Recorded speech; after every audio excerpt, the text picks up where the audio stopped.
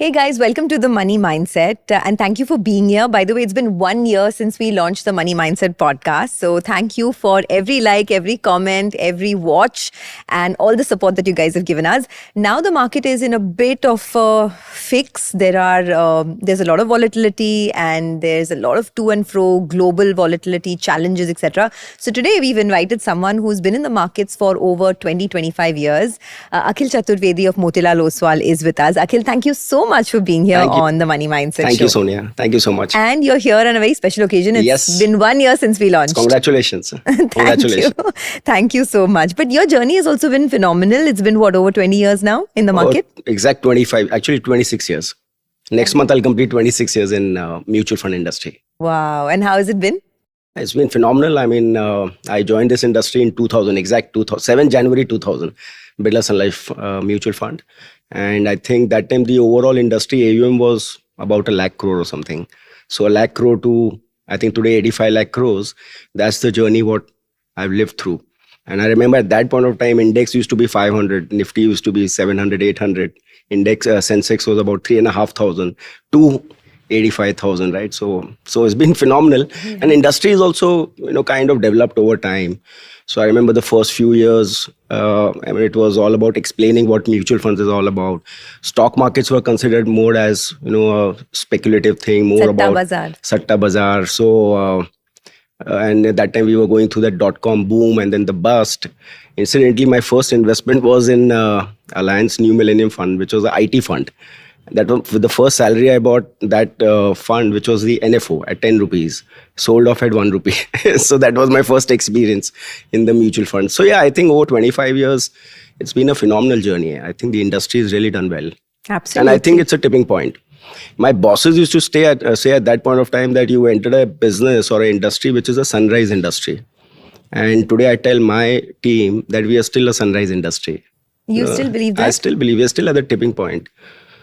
If you see the penetration of equities, penetration of mutual fund, compare that to US, compared to any Western developed economy, penetration is very, very low. But over the last 5 years, I think the pace is picking up. Now the investors are really understanding that eventually if you have to compound your purchasing power, not returns, purchasing power, then you need to take slightly higher risk. You need to do meaningful allocation in equities, outside of debt, let me put it that way. And they've understood the rules of the game also that, okay, there will be ups and downs.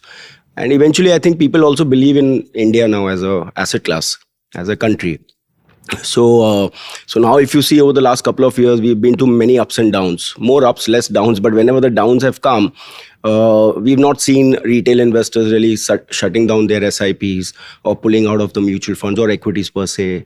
In fact, we are seeing that the flows have been very positive. People are adding more to their SIPs on the downturns than actually moving out. So that's the maturity, what we've seen in investors. And of course, combined with all the educational activities conducted through regulators, AMFI, asset management, distributors, I think cumulatively all of this is kind of sustaining the momentum, and that is what has kept our market pretty stable, despite, I'm sure, what we'll talk about, all the volatility we are seeing in the world and in India. Markets are still stable, I would say. 100%, 100%. So, my aim with the show has always been to help people educate themselves. Yes. And then take decisions to eventually become financially independent. Yes. Because that's what I did with my journey. Absolutely. So as we head into 2026, this is a really kind of a precariously poised market, right? On one hand, the headline index is at all-time highs. Yeah. But beneath that, stocks are bleeding. Yes. So how does one approach the new year? Yeah. No, so...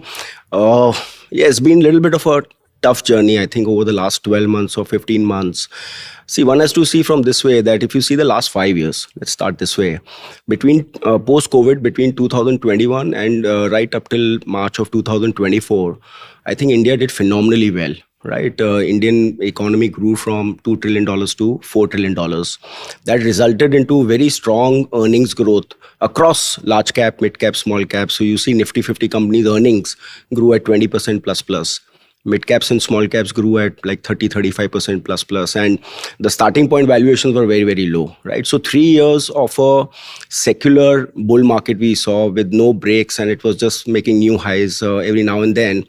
So people were making a lot of money in those 3 years. I think people made a lot of money. Expectations of investors also changed from equities. Now, when you have 3 years of a secular bull run, right, there is a base effect which also plays out, right? Markets kind of tire out. Economy also kind of slew down. Earnings growth also slew down over the last 12 months. So if you see, Nifty 50 earnings came to about 6% last year, right? So after great 3 years, I think it's a bit of a rest period. Markets are kind of consolidating, and Taking it easy for a bit. Now there are two ways markets can take away returns from you. One is that given the situation, markets can correct. So there can be a horizontal correction 30-40%, and valuations become cheap, and then that is the right time to enter inside for the next bull market. Or markets go through a time correction. So if you see at 26,000 Nifty today, it's exactly similar to what it was last year. So people have not lost money, they've not made money, right? But people have lost quite a bit of money in mid and small cap stocks.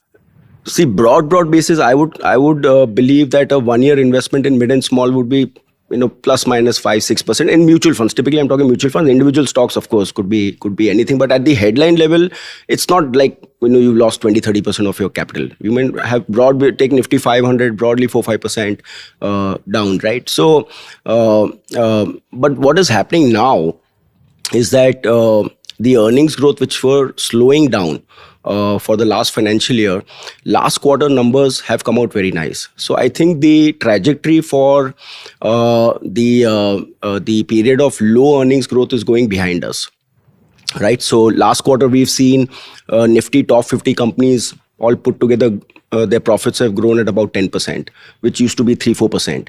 And actually mid-cap index companies have done like 30% growth. 30% is a huge recovery. Now, in the last quarter, we've also seen the GST reforms which have happened. I think this impact will come in the third quarter, which is the December quarter. I would believe that we will see another quarter of very good growth. And then finally, you will have your last quarter, which will be Jan, Feb, March, right? So we always said, actually, in our commentaries last year, that this year, 25-26 will be tale of two halves.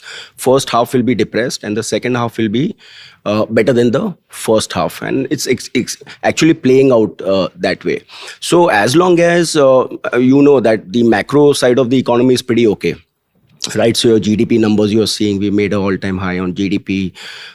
Inflation is actually now hovering around 0. So that's a worry for the government because they want the inflation to come back now. Interest rates we have seen come down by 1%. We have the MPC now. So let's see what decision they make. So apart from, I think, the currency, where we've seen a steep fall, broadly, your headline index has been pretty good compared to any other country in the world.